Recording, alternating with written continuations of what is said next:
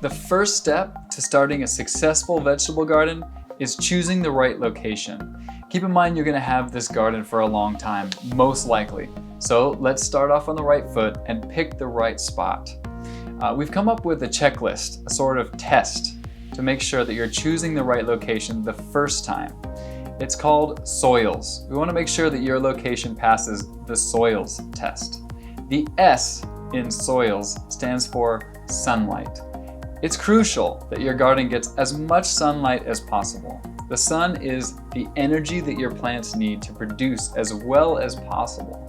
So you want to maximize the sun. In most cases, we're looking for 8 hours. If you can get 8 hours of direct sunlight, you're doing a really good job. Don't be afraid if your garden is too exposed. There's kind of no such thing. You can always shade things out, but you can't make more sun.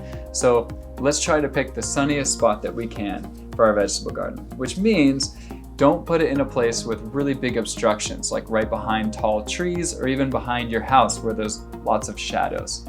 So sunlight is crucial. The O in S.O.I.L.S stands for observability. Can you see your vegetable garden from your kitchen window, from your living room window, from a bedroom window? Can you see your garden from inside? That's really more than half the battle with gardening, is can you passively see your garden from inside? And that way you can protect it a little bit from rodents and birds. Just in case you have some problems, you'll be able to spot them and kind of chase things away. So observability is pretty crucial when it comes to choosing the right location. The next letter in our S.O.I.L.S acronym is I, for irrigation. It's really important that your garden gets water regularly. So what we're suggesting for beginner gardeners especially is setting up an automatic irrigation system. So if you're going to choose the right location for your garden, you should choose somewhere that maybe already has some infrastructure, like a hose outlet or even a set of irrigation valves. We'll go more into irrigation later in one of the later modules here, but it is pretty important if you are choosing the right location to consider that irrigation is going to be important. The next letter is L, for level ground.